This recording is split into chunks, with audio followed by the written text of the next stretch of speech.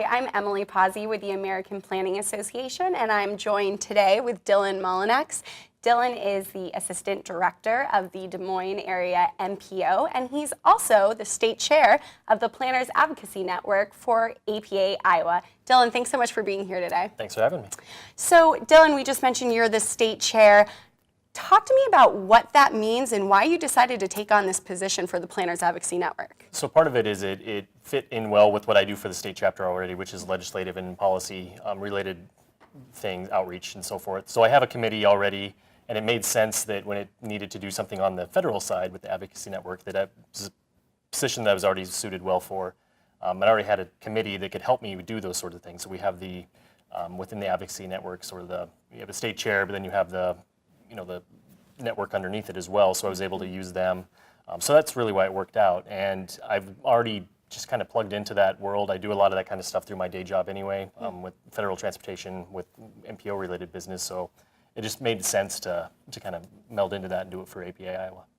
And so talk to me about the kind of things that you are working on, the kind of projects that you're working on as state chair to encourage members to participate in advocacy. Right, so some of the things that we do, we have the caucuses in Iowa, so that's an easy thing. Every 4 years we get a lot of attention, and we're trying to bring some attention to Iowa and to the Advocacy Network through that.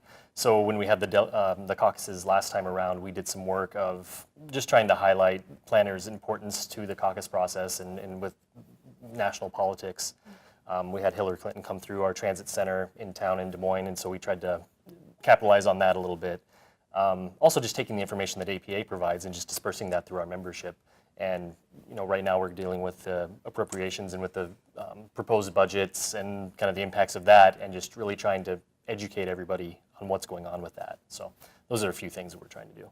And so what would you say to chapters who have not yet appointed a state chair and are thinking about how best to do that? I would say do it.